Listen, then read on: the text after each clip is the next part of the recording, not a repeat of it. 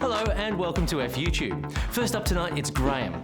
Graham bought a treadmill to use at home 3 years ago, and since then there has been an amazing transformation.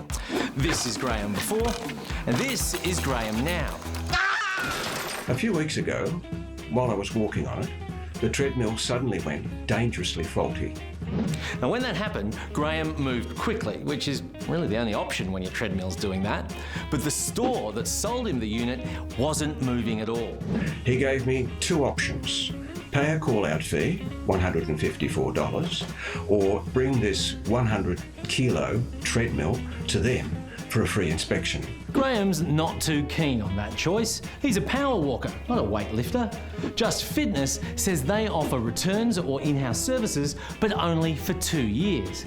That sounds just like what Apple used to do, applying your own warranties and refund policies effectively to the exclusion of the consumer guarantees. Because as ACCC Chair Rod Sims says, the guarantees apply for the amount of time that is reasonable to expect given the cost and quality of the item. Yeah, I'm not sure that's how he said it, but yeah, that's the gist.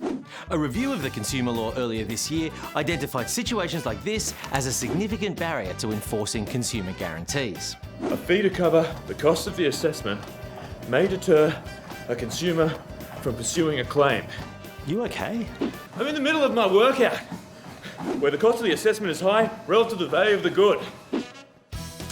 Now, the review says that an assessment fee can be appropriate sometimes, but only under very specific conditions. But the review says the very specific conditions for the assessment fee should include that the fee is refunded in full if the good is found not to be of acceptable quality and not used as a disincentive to pursue a claim.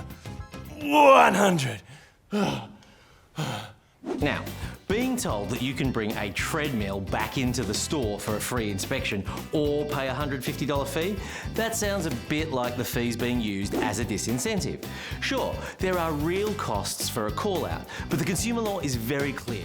If a product has a major failure and the cost of returning it is significant, the goods must be collected at the seller's expense and in a reasonable time. Examples given by Consumer Affairs Victoria of goods that a supplier would have to collect include a 50-inch TV, a bed, or an extension ladder stuck in the extended position. So, mate, you're okay. Graham's treadmill falls into this category too. So if it's got a major failure, the store has to cover the cost of collecting it. And that should have been made clear to you, Graham, and to any consumer with faulty goods like a large appliance that needs a service call to be assessed. But was the treadmill that Graham got from Just Fitness not fit for purpose, or did it just fail due to wear and tear? I've walked no more than 1,000 kilometres on this treadmill, probably less. I don't run on it, and nobody else uses it. We agree with Graham that you wouldn't expect an expensive treadmill to pack it in after that amount of use over 3 years. Now, Graham did get the treadmill for a significant discount, and the price of goods is a factor in assessing what's acceptable quality, but only if relevant. And Graham was told that the discount was because a newer model of the treadmill had been released. Where that's the case, a lower price isn't relevant to acceptable quality. So we think that Graham's treadmill had a major failure. But finding it hard to convince stores that a defect is a major failure, that is one of the most common and consistent issues that consumers face. And it's why the Consumer Law Review recommended that products which fail within a short time, like almost a third of faulty products do, should automatically qualify for a refund or replacement without having to argue over whether the failure is major or minor. And to help in cases where the faulty product was bought some time ago, they recommended developing guidelines on reasonable durability, including common lifespan expectations for appliances. Oh, for FU's sake! What? My workout's finished. And finally tonight, we've got a video from self-confessed maths tragic Adam Spencer. Adam used to be the less iridescent half of the ABC Sleek Geeks, but now he's a disgruntled consumer. Why? Shawn Mendes. Well, not Shawn Mendes. He rocks. I don't think he rocks. My daughter thinks he rocks. When Adam tried to buy his daughter tickets, he ended up on the website of Viagogo.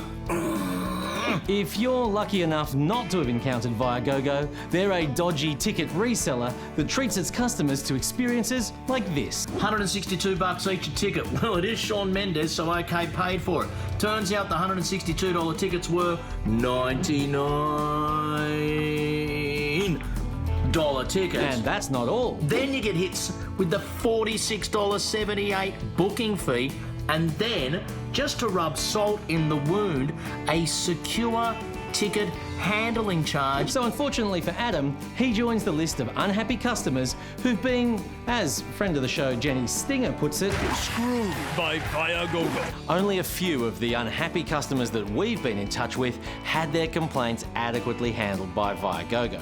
Most got no response at all. But some viewers who've been Screwed by Viagogo. have got a chargeback on their credit card. So if you're a Via victim seeking redress, it might be better to go via your credit card provider.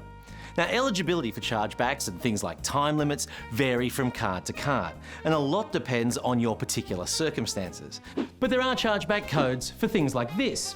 So Adam, if you think, like we do, that Viagogo's breaching the Australian consumer law, try getting a chargeback on that basis, and let us know how you go. But we are sorry that you got Screwed by Viagogo. But here are some numbers that you might find consoling. That truly miraculous combination of numbers is actually the phone number that one Viagogo customer found on an email, and which amazingly was answered by a Viagogo representative who, even more amazingly, was actually helpful and arranged a full refund. Look, we can't guarantee that that number will work for you, but one way or the other, we hope that the number of people who get Screwed by Viagogo will come down to zero eventually. That's all for this week. We'll see you in 7 days. Good night.